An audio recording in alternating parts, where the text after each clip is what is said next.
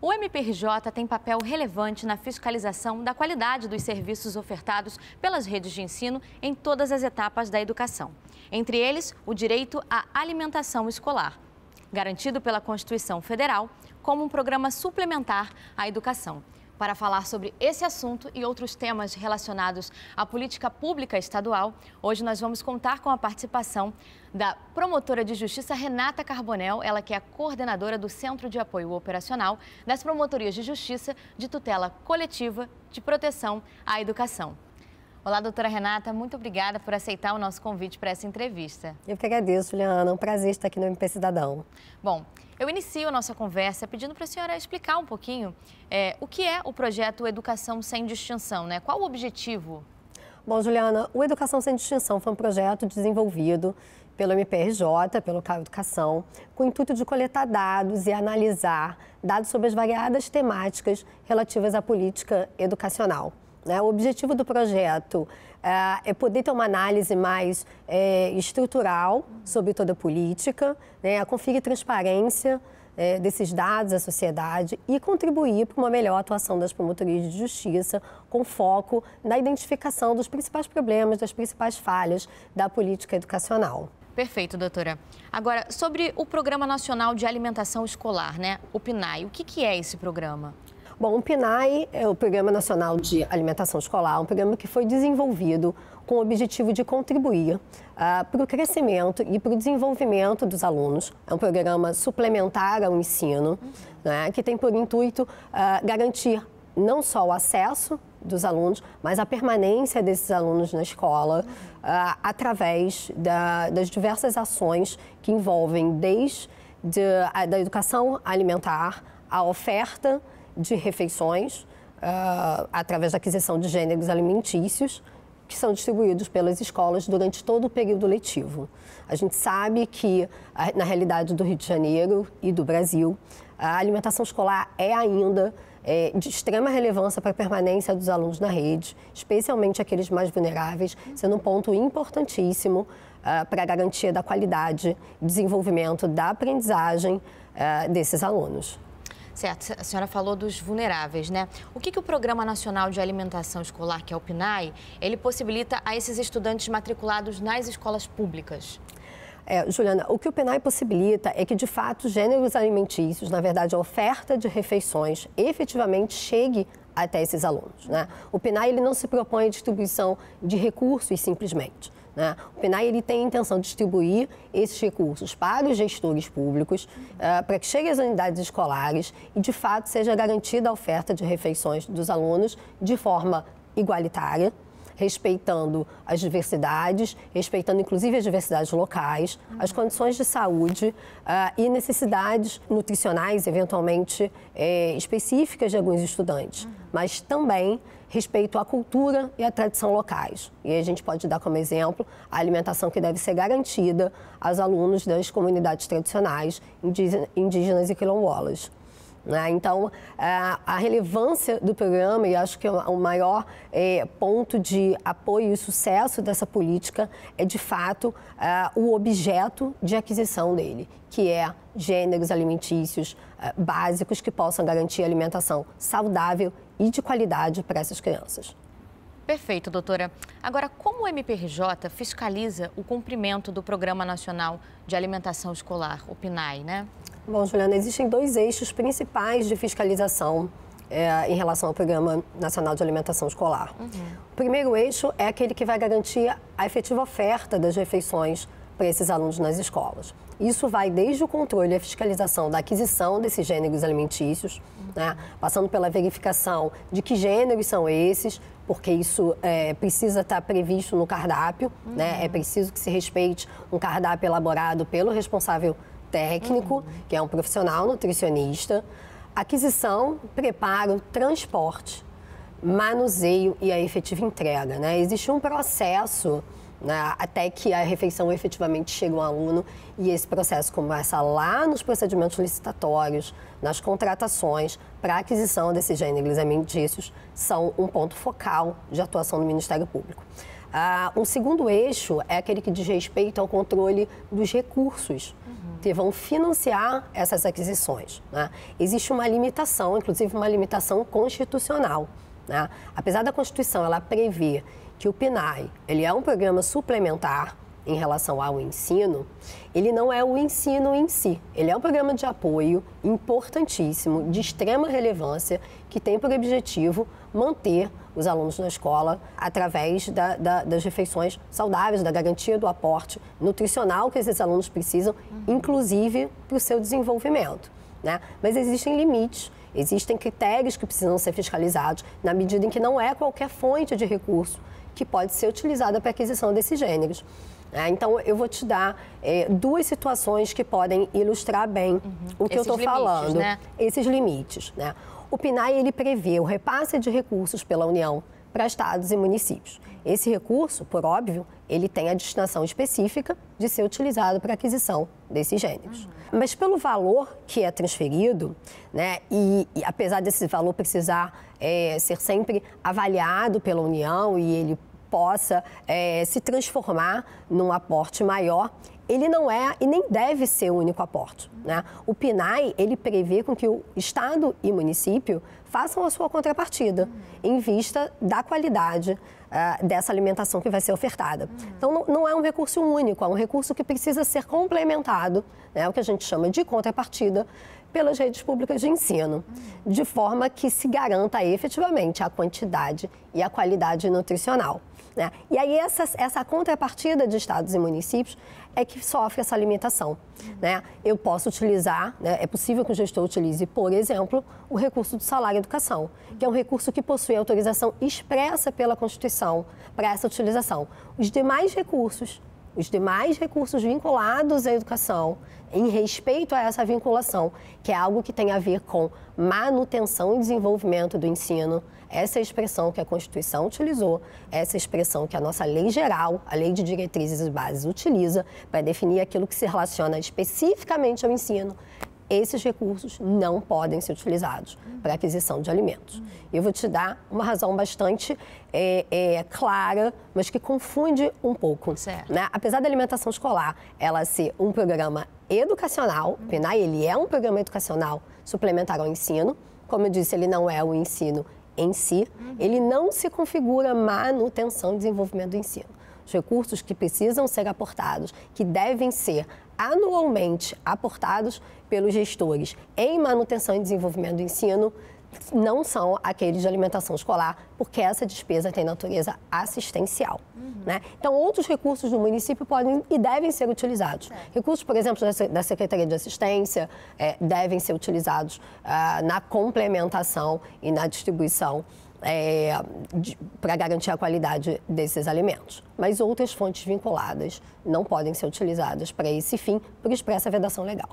Perfeito, doutora. Agora, por exemplo, os pais, né? Os pais dos estudantes, como é que eles podem comunicar as irregularidades ao MPRJ? E também, se existem outras instituições que podem ser contactadas que não só o MPRJ? Sim. Bom, o Ministério Público, né, é sempre aberto através do sistema de ouvidorias, né? Então, as famílias podem se utilizar da ouvidoria como um canal importante de comunicação, né? Devem fazer esse tipo de relatos, inclusive com registros fotográficos, é bastante comum, né, que as promotorias de justiça recebam essas informações.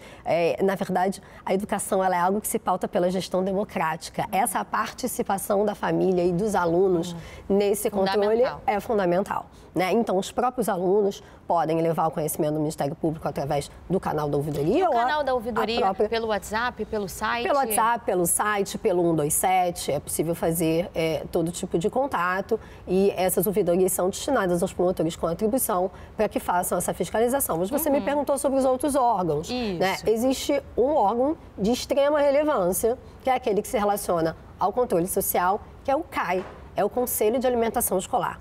Cada município possui, e estado, um Conselho de Alimentação Escolar, né? Inclusive para que os recursos financeiros do PNAE, previstos lá, os repasses da União para estados e municípios, possam ser repassados, é preciso que o CAE do seu município ou o CAE do estado esteja regular no sistema, com a gestão em dia, porque existe um mandato, precisa ter eleição e o CAI esteja atuante. Qualquer irregularidade no funcionamento do CAI, né, que vai ser aquele grupo de pessoas, conselheiros, que são pessoas de vários segmentos da sociedade, é a sociedade civil em atuação.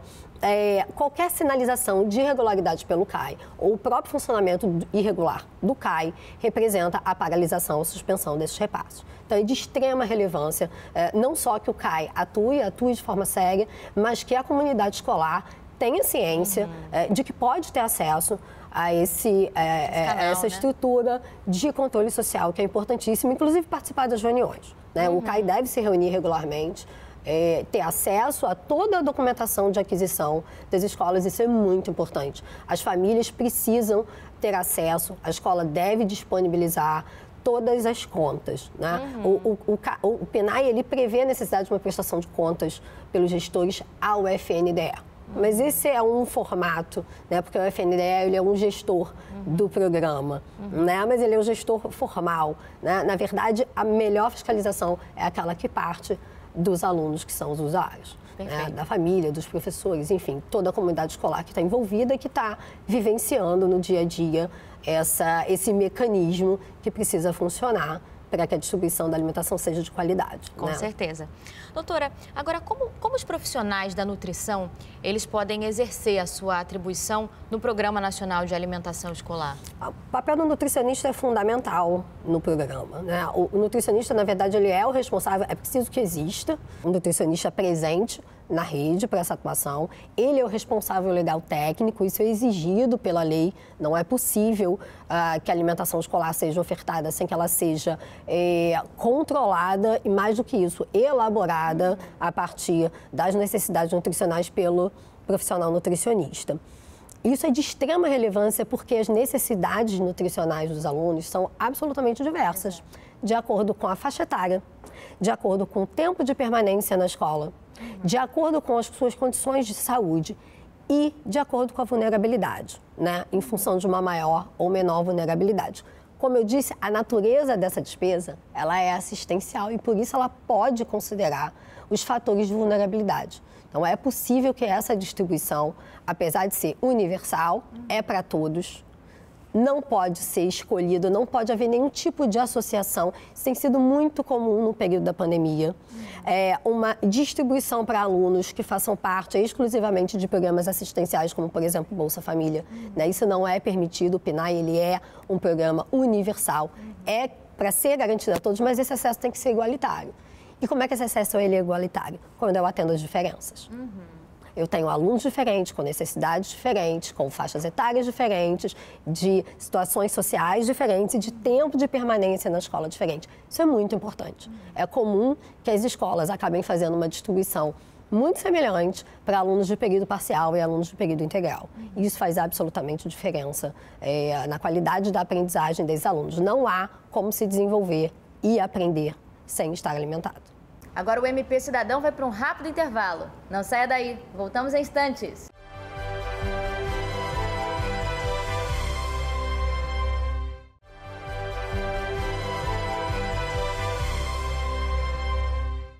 Estamos de volta. Hoje na sede do MPRJ, entrevistando a promotora de justiça Renata Carbonel. Ela que é a coordenadora do CAU Educação. Doutora Renata, estávamos falando sobre diferenças, sobre os cardápios, né, da alimentação escolar. Como que esses cardápios, eles são elaborados, né? No caso de pessoas que têm necessidades especiais de alimentação, existe possibilidade de adequação desses cardápios? Como isso é feito? Bom, não só existe, Juliana, a possibilidade, como esses cardápios devem ser adequados, né? É preciso que se tenha bastante atenção a condições de saúde, e que são bastante comuns hoje em dia em crianças, casos de intolerâncias, alergias alimentares, condições de saúde que envolvem, por exemplo, doença celíaca e outras tantas questões. Isso precisa ser elaborado, o cardápio precisa atender em particular a essa individualidade desses alunos. E um ponto importantíssimo para a elaboração desse cardápio, que, claro, precisa ser construído por um profissional nutricionista, né? Como eu disse, ele é o responsável técnico pelo programa, pela sua execução, mas é de extrema relevância a participação das famílias, não é? É muito importante que as famílias possam sinalizar para as escolas, né, condições de seus filhos, enfim, né, desses alunos, para que isso possa ser atendido de forma adequada e que isso seja construído de forma participativa mesmo, com a contribuição da família, para que se tenha melhores resultados nesse cardápio, nessa oferta com qualidade. Perfeito. Doutora, a senhora até já mencionou o Fundo Nacional de Desenvolvimento da Educação, né? O que é esse Fundo Nacional?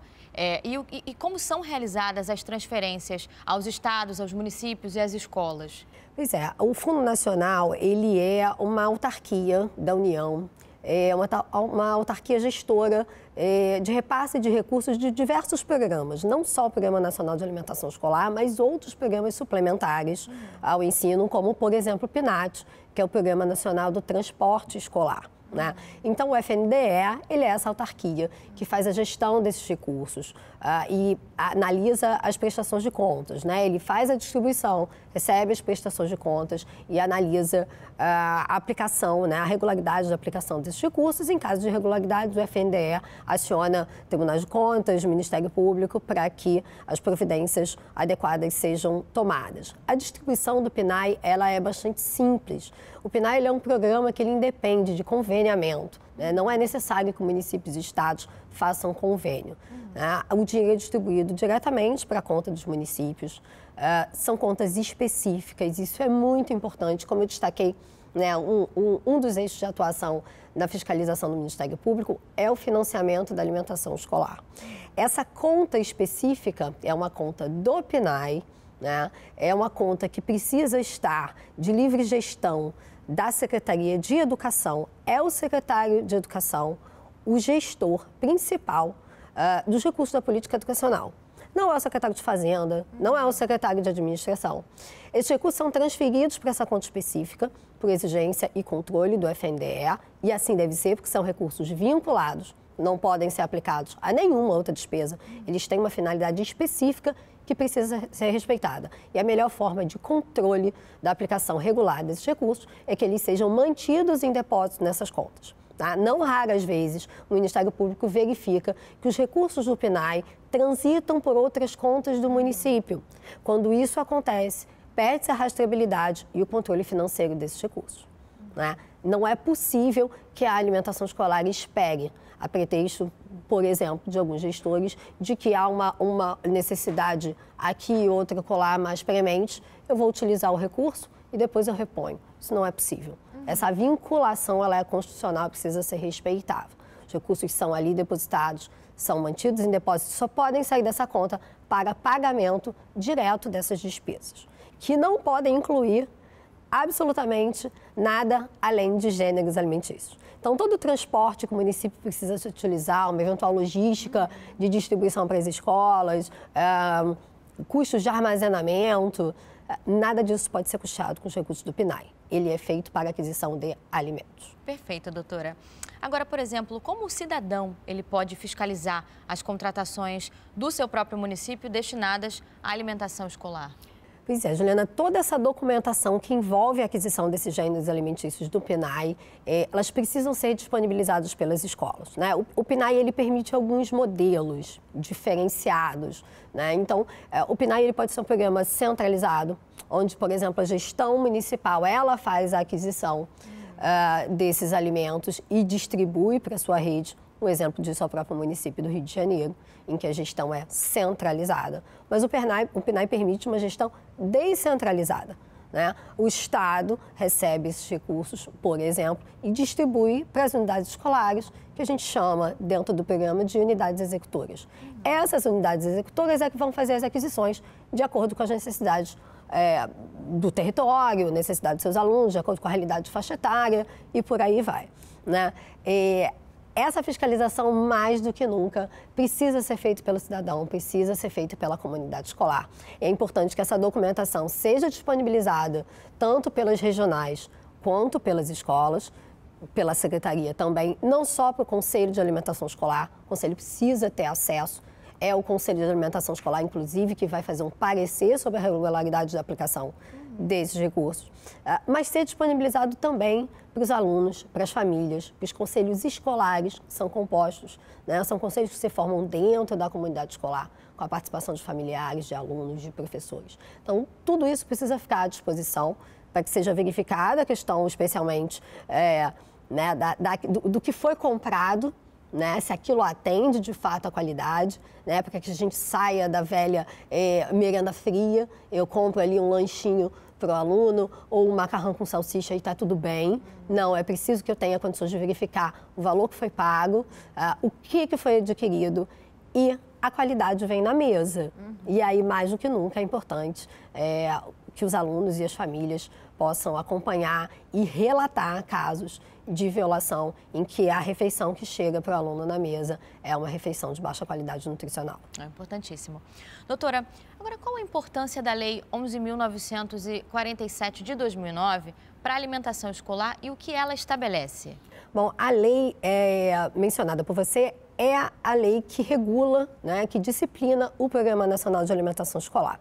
Essa lei, primeiramente, ela disciplina, ela traz os objetivos do programa, ela disciplina as diretrizes desse programa, então, de cara, ela já deixa muito claro que o objeto do programa é a aquisição de gêneros alimentícios, como eu disse, né, de alimentos que a gente chama, né, a lei menciona alimentos básicos, são aqueles alimentos necessários para a garantia da qualidade nutricional, e essa lei traz parâmetros. Esses parâmetros de controle são os parâmetros que serão fiscalizados pelo Ministério Público, pela sociedade, pelos tribunais de contas, né, por todos esses atores sociais envolvidos nesse controle. Esses parâmetros são muitíssimo importantes. Eles envolvem desde o período de realização do gasto, ele é um período letivo, né, e aí trazendo para o contexto atual da pandemia, naquele período em que as escolas ficaram fechadas. Se o ensino remoto está acontecendo e eu tenho um período letivo em curso, eu posso me utilizar dos recursos do PNAE. Se eu fecho a escola e não faço nenhum tipo de oferta, a gente precisou enfrentar essa nova realidade, não há período letivo em curso. Os recursos, se forem utilizados, são utilizados de forma irregular. Isso porque o PNAE ele possui uma fórmula de cálculo para a distribuição desses recursos que prevê a entrega de um valor por dia e considera o período letivo de 200 dias letivos. Né? É para subsidiar esses 200 dias letivos. No momento que eu não tenho dia letivo, esse dinheiro não pode ser utilizado. É preciso a gente ter, que os gestores tenham muito isso em conta. Né?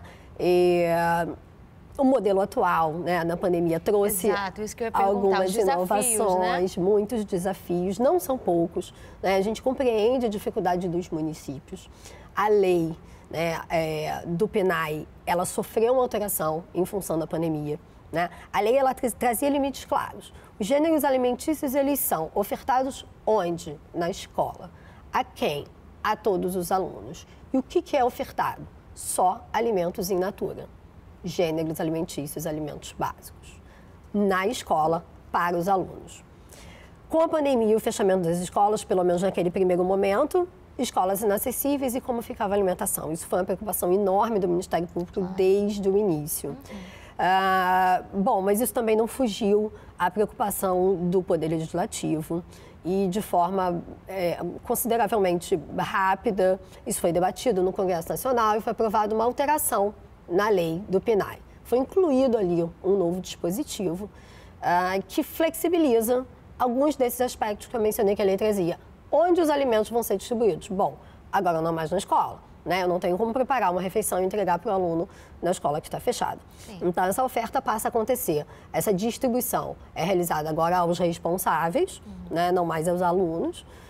Né? As famílias são responsáveis por esses alunos e esse local de distribuição fica flexibilizado. Eu posso entregar na escola como um ponto de entrega, ela agora funcionando como um ponto de distribuição. Então, as famílias vão até a escola, podem ir até a escola, dependendo da forma como a gestão se organize, né? E é lícito ao gestor, né, pensar ali a melhor logística de acordo com a sua realidade, do seu território. Nós temos municípios muitíssimo populosos, em que a distribuição desses gêneros na casa dos alunos é absolutamente inviável, né? Mas há municípios do interior do estado do Rio de Janeiro em que isso é factível, é possível fazer e foi feito em alguns casos. Então, a gente passa a ter um modelo de distribuição de kits de alimentos. Sim. E surge também um modelo de distribuição de cartões de alimentação. Esse modelo ele surgiu nos municípios maiores, nos municípios mais populosos, com uma intenção de evitar a logística, que a gente entende que é difícil, mas a distribuição de cartão alimentação representa a distribuição de dinheiro, é a distribuição de recurso financeiro, o que é vedado pelo PNAE. Então, todo cartão alimentação que foi utilizado e ainda é por alguns municípios, ele não pode ser carregado com os recursos do PNAE. Eu falei lá no início que o PNAE é um programa que prevê um duplo financiamento. As receitas que a União repassa para estados e municípios e a receita que o próprio município vai aportar para trazer aquela qualidade para a alimentação. Essa receita que o próprio município aporta, ela pode carregar o cartão alimentação, não sendo um recurso vinculado à educação. Essa receita que vem do PNAE, que eu só posso, veja bem, o legislador ele teve a oportunidade durante a pandemia, né, ciente da realidade que a pandemia trazia, ele teve a oportunidade de flexibilizar e permitir que recursos fossem distribuídos. Optou por não fazer. Né? E o processo democrático funciona assim, a gente precisa respeitar. O programa segue com o seu escopo, com o seu objetivo, que é distribuir alimentos. Então, portanto, com o dinheiro do PNAE, só a distribuição de kits de gêneros alimentícios nesse contexto da pandemia, que a gente espera que acabe o mais rápido possível e que a gente retome a realidade das escolas com a oferta do prato na mesa para os nossos alunos. Se Deus quiser. Doutora, e o que o MPRJ faz em caso de descumprimento da lei? O MP atua em duas frentes, né, em dois modelos. Um modelo extrajudicial, que é sempre nosso modelo de preferência, né? É um modelo proativo, dialógico, é um modelo em que o Ministério Público ele se aproxima do gestor e ele sinaliza, porque muitas vezes há até algum desconhecimento, a depender da situação, especialmente no contexto da pandemia, com tantas novidades, com tantas questões a serem consideradas, né? Por vezes algumas violações são passíveis de serem sanadas pelo gestor que age de boa fé e que quer ver a política sendo bem implementada. Então, essa atuação extrajudicial ela é muitíssimo importante e produz bons resultados. Nos casos em que isso não funciona, em que há alguma resistência à correção dessas violações, resta ao Ministério Público, né? São os pedidos de recomendações. Em caso de descumprimento, o ajuizamento de ações civis públicas, e foram muitas ações ajuizadas no ano de 2020 e também no ano de 2021, para conter essas irregularidades, tanto de oferta quanto de financiamento. Né? Como eu disse, a oferta da alimentação escolar é um longo processo, de várias fases, que vai desde da escolha, né, do ofertante, do contratante, do preço que você vai pagar. Então, esse processo licitatório ou esse processo simplificado, a aquisição dos gêneros, o preparo, o manuseio, a forma de distribuição, que são várias formas possíveis, até que efetivamente a refeição chegue ao aluno com os recursos, com a utilização dos recursos adequados. E o que a gente viu foi uma larga utilização irregular dos recursos do financiamento. E eu estou batendo muito nessa tecla, Juliana, porque a gente precisa aprender, inclusive enquanto sociedade, a fiscalizar o dinheiro da nossa sociedade, né? O serviço público ele só acontece com qualidade, com um bom financiamento e com a boa gestão do financiamento. Então, é preciso que a comunidade escolar se assenhore cada vez mais do seu direito de ter acesso às contas, a conhecer essas compras, saber o que está sendo ofertado, que comida é essa que chega no meu prato. É importante que isso aconteça. O Ministério Público, né, como garantidor, como defensor desse direito, está alerta e atuante, a sociedade pode trazer essas irregularidades e é dessa forma que a gente vem atuando. Doutora, a senhora estava falando de algumas iniciativas. Existem ações ou iniciativas institucionais do MPRJ voltadas à proteção do direito à alimentação escolar? Quais seriam elas? Bom, Juliana, uma das iniciativas é o próprio Educação Sem Distinção, um projeto que, como eu disse, visa coletar dados.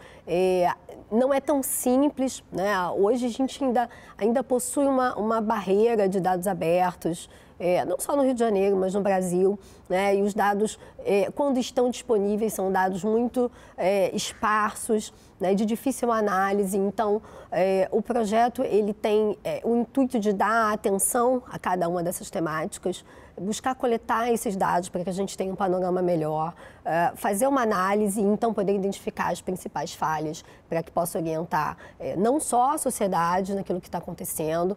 A intenção do projeto é que ele seja um projeto de dados abertos, de informações abertas para contribuir com essa comunicação com a sociedade, com essa transparência, mas também para que possa orientar melhor a nossa atuação, para que a gente consiga identificar onde estão as principais falhas e possa focar nessa atuação de uma forma mais contundente e mais especializada até, né? E um outro ponto muito importante, uma outra ação institucional bastante importante que a gente vem se utilizando já há bastante tempo, são as campanhas informativas, né? Esse diálogo com a sociedade através das campanhas é muito importante. Quer dizer, eu dei aqui vários exemplos da importância da participação da sociedade nessa fiscalização, no conhecimento do seu direito, né? Entender aquilo que deve ser entregue ao aluno, né? Que não é um favor, é um direito. Então, essa comunicação, o Ministério Público se sente um ator responsável por trazer clareza, transparência e orientar a sociedade no seu direito através dessas campanhas informativas que têm sido produzem realmente resultados bastante satisfatórios. Perfeito, doutora. Nossa entrevista está chegando ao fim. Eu aproveito para agradecer novamente, em nome da nossa equipe, esse bate-papo esclarecedor. Eu que agradeço, Juliana. Obrigada. E o MP Cidadão fica por aqui. Se você quiser rever este ou outro programa, acesse o canal MPRJ Oficial no YouTube. Nós também estamos nas nossas redes sociais. Você pode nos enviar suas dúvidas, críticas, sugestões. O MP Cidadão também está disponível em podcast nas plataformas Deezer, Spotify e iTunes. Nos vemos no domingo que vem. Um forte abraço. Até lá!